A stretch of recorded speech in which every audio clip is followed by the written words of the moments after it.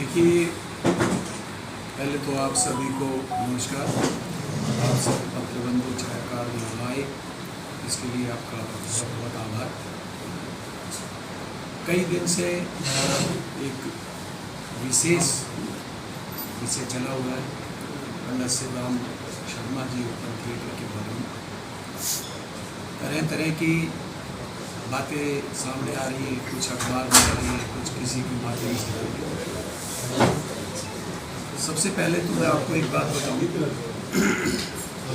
कि ये जो जगह थी ये 1977 में उस समय नगर पालिका के नाम में 96 तक इसका किराया दिया गया, केवल 60 रुपये इसका किराया। उसके बाद इसके किराए को तत्कालीन जो भी अधिकारी रहे उन्होंने कैसे नहीं दिया वो तो वो बताएं। 2017 में इसके ऊपर वक्फ बोर्ड की तरफ से केस कर दिया गया कि भाई आप हमारा किराया नहीं दे रहे और इसको खाली। 2022 के आते आते नगर परिषद अपना केस हार गया। हमारा चुनाव 2022 जून में हुआ, केस अप्रैल में हार गई। हम जुलाई में नगर परिषद में गए। अगर हमारे से पहले किसी जो टर्म रहे हैं उनको किसी को पता हो बात दूसरी। अभी भी जितने हमारे साथी किसी को इस चीज़ के बारे में नहीं पता, हमें भी नहीं। जनवरी के आखिर में इसमें तोड़ फोड़ की गई। जो एक तरह से सीढ़ियाँ वहाँ चबूतरा जो बैठने के लिए बनाया गया था, जब वो तोड़ा गया तो हमें भी एकदम बहुत एहसास हुआ। हालांकि मैं उस समय 3-4 दिन मेडिकल में था बीमार होने की वजह से, लेकिन पता लग गया तो हमें तो ये भी नहीं पता था कि वास्तव में ये विषय क्या है। तो मैं तो आपसे एक बात कहूँगा कि जो अधिकारी जिन्होंने इस चीज़ के बारे में कुछ भी नहीं किया, केस हार गए, उसके बारे में अपील नहीं की, ये तक कह दिया कि ये जगह हमारे काम की नहीं है, हम इसकी अपील भी नहीं करेंगे। वास्तव में तो आज ये जो समस्या है इसके जिम्मेवार वो है। आप नाम लेते हुए चीज़ों को स्पष्ट करेंगे, क्योंकि जैसे आपने कहा कि अगर वक्फ बोर्ड ने 2016 या 17 में केस डाला था तो वक्फ बोर्ड ने तो शायद किराया लेने के लिए केस डाला होगा। किराया लेने के लिए है, और पालिका ने क्या जवाब दाखिल किया और किसने दाखिल किया वो जवाब? पालिका तो उस समय जो अधिकारी थे उन्होंने दाखिल किया। और सुनने में ये भी आया था कि जब केस हार गया तो वहाँ जो अधिकारी रहे उस समय, तो हालांकि कोई छुपाने वाली बात ही नहीं है, हमारे अधिकारी ईओ जो थे वो नंदल ही थे।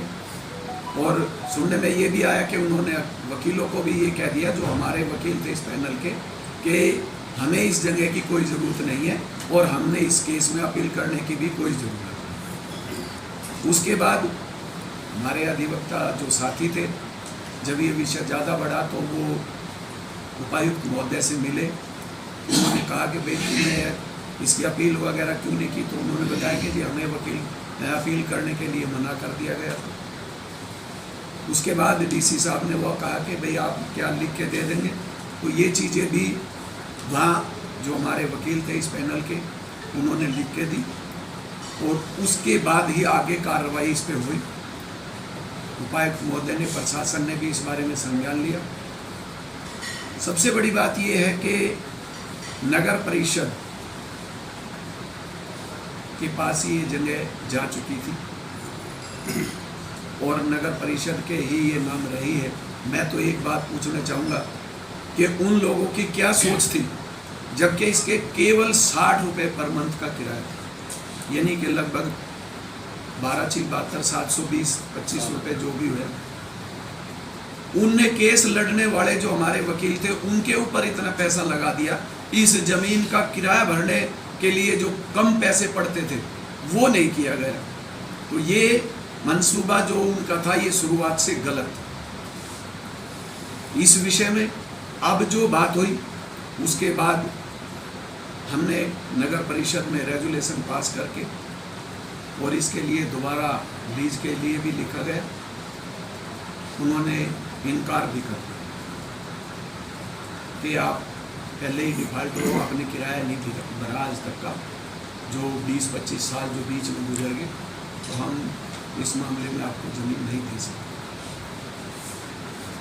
हमने दोबारा भी कुछ वहाँ सामाजिक विषय भी जुड़े हुए थे, धार्मिक कार्यक्रम भी होते थे, उनके लिए ये सोचा। मैं आपको एक बात और भी बता दूँ, हमें किसी को नहीं पता था कि वो ज़मीन नगर परिषद के नाम कितनी है।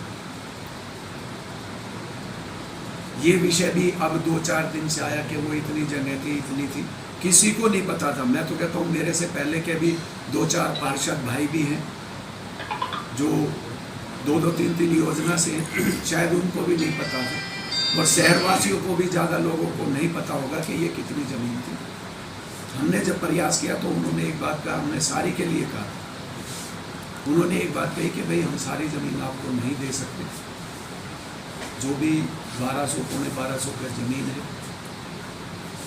उससे पहले उन्होंने कुछ और कम के लिए कहा, बाद में थोड़ा बहुत बढ़ाया। हमने इस चीज़ को ध्यान में रखते हुए कि वहाँ हमारे कुछ सामाजिक काम भी होते हैं, और जो टूट फूट जो हुई है इसको ठीक किया जाए, इसलिए हमने 1200, 1180, 78 को जो ज़मीन है वो लेने में हमने इच्छा जताई, क्योंकि नगर परिषद के पास कुछ भी नहीं था। अब कुछ लोगों का ये मत है कि भाई आपने क्यों ले ली। देखो मैं एक बात कहता हूँ, हम वहाँ जाके खड़े हुए, हमने 1200 पौने 1200 गज ज़मीन वो ली है, और हम प्रशासन से भी, मुख्यमंत्री जी से भी, धनखड़ साहब से भी, अपने MP साहब से भी हम ये प्रयास कर रहे हैं, बार बार कह रहे हैं कि आप जो ज़मीन हमें मिली है उससे अलावा जो बची है वो ज़मीन हमें सारी की सारी दिलवाई जाए। ज़्यादा कानूनी प्रक्रिया नहीं पता कि ये भी सुनने में आया कि सरकार चाहे तो इसको इकबार कर सकती है, तो मैं तो ये कहता हूँ कि सरकार इसको इकबार करे सारी को, और जो हमें मिली है उसको भी इकबार कर ले, और सारी की सारी ज़मीन इकबार करके नगर परिषद को दे दे या किसी संस्था को दे दे, वो सरकार का काम। अब मैं भी इस संघर्ष समिति का एक सदस्य हूँ, प्रधान जी हमारे आपके समक्ष बैठे हैं, लीज उसकी हुई है, किराया अभी तक उसका कुछ नहीं भरा गया। दूसरे एक इस बीच में एक बात और भी आई कि प्रधान जी ने ये ज़मीन इतनी अपने नाम करा ली और बाकी की ज़मीन बेच दी। देखिए ये अफवाहें फैलाई जा रही हैं, ना तो वो ज़मीन मेरे नाम है, ज़मीन नगर परिषद के नाम है, आप सभी जानते हैं, और वो नोट्स जब आ जाएंगे तो वो आपको मिल भी जाएंगे, ऐसी कोई बात नहीं है। बाकी प्रधान जी संघर्ष समिति जिस दिन ये टूटा उसके 2-4-10 दिन बाद संघर्ष समिति का गठन हुआ था, प्रमोद जी को उनका अध्यक्ष बनाया गया था, 20-22 जो भी सदस्य हैं उसमें शामिल हैं। मैं इनके साथ खड़ा हूँ, जैसा आदेश संघर्ष समिति का होगा उसी हिसाब से मैं इनके पीछे हूँ, इनसे पहले नहीं हूँ। जो ये चाहेंगे वही होगा। अगर ये चाहें ज़मीन रखनी है, लेकिन मैं एक बात जरूर कहूँ, जो लोग बार बार में मेरे ऊपर कीचड़ उछालने का प्रयास कर रहे हैं कि प्रधान जी ने ये कर दिया, प्रधान जी ने ये कर दिया, मैं इनसे एक निवेदन जरूर करूँगा कि इस बारे में अगर ये मेरे से सहमति है, सहमति तो यही जताएंगे, मैं नहीं जता सकता। रखनी है इनकी हाँ होगी, समिति की हाँ होगी, नहीं रखनी है कोई बात नहीं। अभी वो नगर परिषद के नाम आई नहीं, किसी और के नाम आई नहीं, वो जैसा इनका विचार होगा, समिति का विचार होगा, ये बताएंगे। मैं इनके पीछे खड़ा हूँ। फिर भी मैं एक बात और कहता हूँ आपको, अगर मैं कहीं भी एक रत्ती भर भी इस चीज़ में दोषी हूँ, आप मुझे दोषी साबित करें। मैं आपको एक बात और बता दूं, अगर मैं कहीं दोषी हूँ, भगवान की दया से इतना छोटा मोटा टुकड़ा मेरे पास जमीन का पड़ा है। मैं अपनी जमीन में पंडित श्री राम शर्मा जी जो इस शहर के सम्मानीय रहे, तो पूरे देश के हैं, लेकिन हमारे लिए तो और भी विषय है कि वो हमारे शहर के थे, इसलिए हम उनका और भी सम्मान करते हैं और बहुत बड़ी कुर्बानी उन्होंने दी है। मैं ये बात कहता हूँ कि उनके नाम का पार्क मैं अपनी ज़मीन में बनवा सकता, अगर मैं कहीं भी मैंने गलत किया। बाकी हमारे प्रधान जी ये बताएं जो भी कुछ करना है। बाकी प्रधान जी आप क्या कहना चाहेंगे?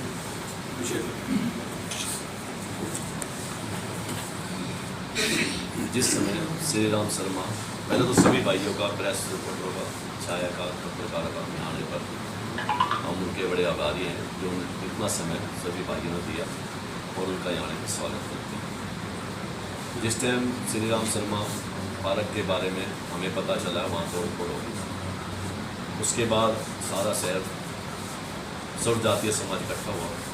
उसमें एक कमेटी बनाई गई गौशाला में बैठ के, जिसमें कि नगर पालिका के 15-16 मेंबर भी हाजिर थे। 2-3 मेंबरों ने कई दाहिने बाहिने बाहर होंगे, उन्होंने कहा ये बाहर है हमारी सहमति है। और जिले सिंह जो प्रधान है, चेयरमैन है नगर परिषद के, ये वहाँ पर हाजिर थे। वो मीटिंग हमने इनकी अध्यक्षता में करवाई थी जिस टाइम पार्षद है।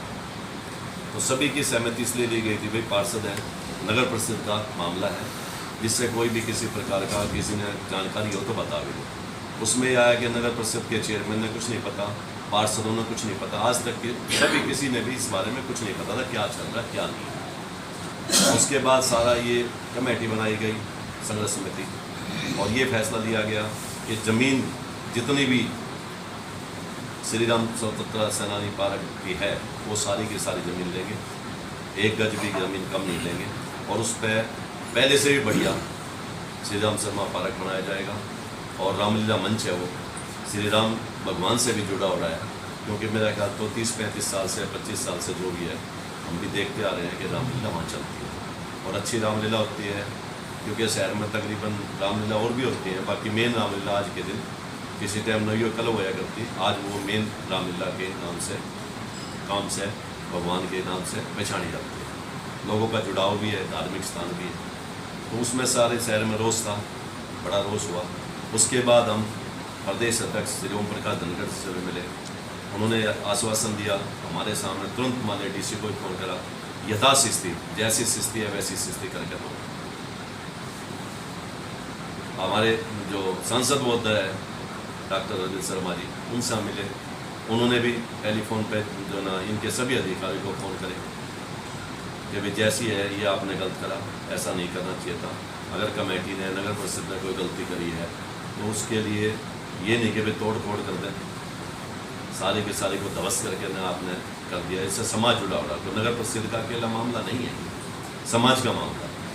नगर परिषद तो किसी चीज़ में अगर मान लिया कोई भी अधिकारी बैठा है, कोई भी किसी प्रकार से किसी के हाथ में सत्ता है या कोई भी चीज़ है, कल न कर देगा तो शहर उसको बर्दाश्त कर लेगा, किसी हालत में भी नहीं करेगा बर्दाश्त, जो चीज़ें जुड़ी हुई। तो भाइयों हमने तो जो ना ये इस जगह के बारे में आप जो हमारे से क्या पूछना चाह रहे हो, जो 1178 जगह मिली है उसके बारे में जो भी स्थिति है समिति इसका संचालन कर रही नहीं, है। जो 1178 गज जगह अब मिली है, क्या संघर्ष समिति इसको स्वीकार करती है? बात ये थी, हमारी कल भी मीटिंग हुई थी श्री राम धर्मशाला में, उससे पहले भी 1-2 मीटिंग हुई संघर्ष समिति की, तो उसमें रामलीला मंच वाले भी आए हुए थे। उसको शहर में भी एक आवाज़ है, रामलीला जरूर होनी चाहिए। अगर रामलीला नहीं हुई, 1178 गज जमीन जो नगर परिषद के नाम आई है, अगर नगर परिषद उसको छोड़ती है आज के दिन, तो हमारी एक सोच है संघर्ष समिति की, सभी मेंबरों की, अकेले में नहीं, अकेले सोच कभी नहीं। उन्होंने सबने कहा प्रधान जी हमारी एक सलाह है कि भाई यहाँ पर रामलीला होनी चाहिए। रामलीला होगी तो भाई नगर परिषद इसको अगर मान लिया फीस भरवाएगी 1178 गज की तो ही होगी, वैसे हो नहीं सकती। और ये भी बता दूँ, ये जिस टाइम बिड लगी 27 तारीख को, जो 27 तारीख चली गई, 27 तारीख जो हमारे घनश्याम दास गुप्ता जी इसके वक्फ बोर्ड एसोसिएशन के हरियाणा के प्रधान हैं, उनकी तरफ से मेरे को व्हाट्सएप आया, एक झज्जरा में बिड थी, एक रोहतक में। वो मेरे पास जो भी चीज़ होती है, क्योंकि मैं वक्फ बोर्ड एसोसिएशन रेंट का प्रधान हूँ, इसलिए वो मेरे पास संदेश भेज देते हैं, भाई तुम्हारी कोई अगर कोई डिस्प्यूटेड है तो मेरे को बता दो, तो आमतौर पर चल रहा है किसी का, तो उसमें हम क्या करें।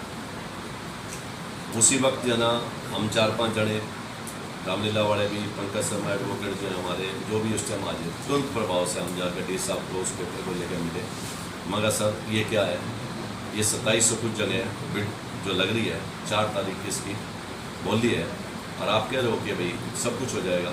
उन्होंने हमारे को ये कहा, फिर भी ये कहा कि मैं बैठा हूँ, रामलीला भी होगी, श्री राम शर्मा पार्क भी बनेगा, चेंजिंग रूम भी बनेंगे, बहुत बढ़िया आपका काम होगा। जी रामलीला कैसे होगी, तो बिड लग रही है।